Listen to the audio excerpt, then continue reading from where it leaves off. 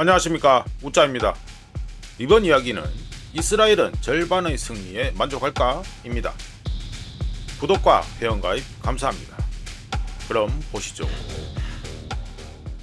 중동에 관심 있는 사람은 알고 있듯이 이란 이스라엘 전쟁은 20여 년 전부터 예상되었지만 거듭해서 회피되어 왔으며, 이란과 이스라엘 양측 모두는 2023년 10월 7일 오퍼레이션 알-아크사 플러드 또는 하마스 기습 공격 이벤트가 발생하기 전까지 직접적인 충돌을 피하고 대리전만 치렀습니다. 하지만 오퍼레이션 알-아크사 플러드 또는 하마스 기습 공격 이벤트가 발생한 시점에서 이스라엘은 점점 커지는 이란 프락시들 위협에 대응하는 이른바 잔디깎기에서 문호 전체를 파괴하는 것으로 전략 자체를 전환하기로 결정했습니다. 따라서 이스라엘은 하마스를 시작으로 헤즈볼라의 역량을 해체하고 시리아 아사드 정권을 전복시키는 데 역할을 했으며, 이제 전쟁은 이란으로까지 확대되었습니다. 참고로 이란은 핵과 미사일 능력을 계속 개발하고 있는데, 이로 인해 이스라엘의 억지 교리는 사실상 무용지물이 되었습니다. 한국처럼 말이죠. 따라서 이스라엘에게 유리하게 힘의 균형을 회복하고 억지력을 강화하기 위해서는 전쟁이 필수적이게 되었습니다. 이스라엘의 억지력 개념에 대해 벤구리온은 장기전은 우리 이스라엘에게 선택사항이 아니며 억지력이 우리 이스라엘의 진짜 무기다 라고 했으며, 모세 다야는 우리 이스라엘은 단순히 전쟁에서 이기는 것만이 아니라 그들이 전쟁을 벌일 생각조차 하지 못하도록 겁을 주어야 한다 라고 하면서 벤구리온보다 더 명확한 설명을 한 바 있습니다. 즉, 억지력은 이스라엘 군사정책의 초석으로 여전히 남아있으며, 그렇기 때문에 이스라엘은 최소한 이론적으로는 이란이 가진 위협적인 능력을 박탈해야 합니다.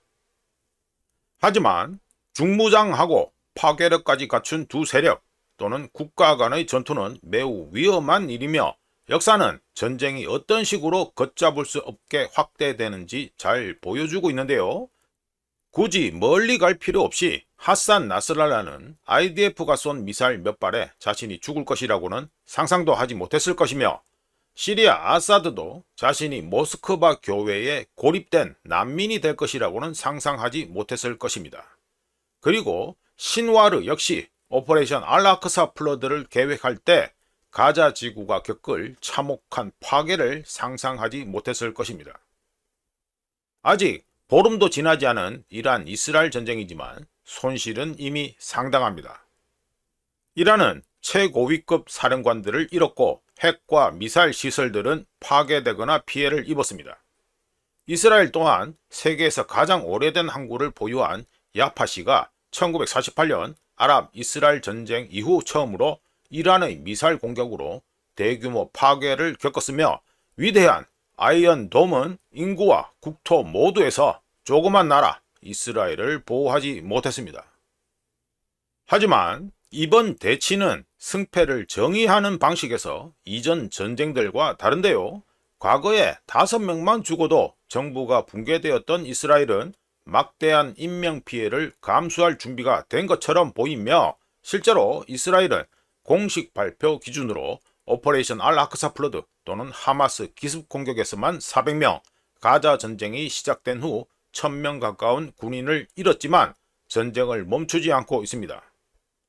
즉, 이스라엘의 변화된 자세를 통해 이번 전쟁이 이전 전쟁들과 분명한 차이점을 가지고 있고, 이란과 이스라엘 모두 대가를 기꺼이 치르려 하며 양측 모두 이번 전쟁을 실존적 전쟁으로 간주하고 있다는 걸 알 수 있습니다. 그리고 양측은 서로가 민간인을 공격해 레드라인을 넘었다고 비난하고 있는데, 이는 과거 이란 이라크 전에서 대부분의 미사일이 고의로 도시를 겨냥했던 것처럼 전쟁 확대를 정당화할 수 있는 토대를 마련하는 것처럼 보입니다. 관련해서 카츠 이스라엘 국방장관은 이란이 이스라엘 도시를 계속 공격하면 테헤란이 불타버릴 것이라고 경고했는데, 이는 전쟁 초기부터 접근 금지 구역으로 간주되었던 양국 정치 지도자들을 공격하는 결과로 이어질 것입니다. 이란과 이스라엘 전쟁은 언제쯤 멈출 수 있을까요? 이스라엘 주장에 따르면 이란의 방어 시스템, 미사일, 지휘부를 해체하는데 즉각적인 성공을 거두었지만 모든 시설이 파괴된 것은 아니기 때문에 이스라엘의 주장을 믿는다고 하더라도 이란의 전략적 역량은 여전히 남아 있습니다. 양측 모두 전쟁을 중단하고 핵 협상으로 복귀하기 위해 절반의 승리에 만족할 수 있을까요? 테헤란은 현재 진행 중인 파괴 행위를 중단할 의향이 있는데 반해 이스라엘은 결과에 여전히 만족하지 못하는 듯하며 우짜가 보기에 이스라엘은 향후 20년 동안 이란이 자신을 위협하지 못하도록 임무를 완수하고 싶어하는 것 같습니다. 트럼프 역시 전쟁을 중단시켜야 할 필요가 있는데 트럼프는 상황이 통제불능으로 치닫기 2주 전에 행동을 취할까요? 아니면 상황을 더 악화시킬까요? 관련해서 우크라이나 전쟁은 러시아와 우크라이나 두 국가로 시작되었지만 2025년 현재 북한과 이란 그리고 나토 전체가 개입하는 큰 전쟁으로 발전한 상태입니다.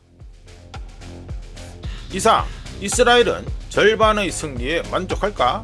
이야기였습니다. 구독과 회원 가입 항상 감사합니다. 다른 이야기로 또 찾아뵙겠습니다.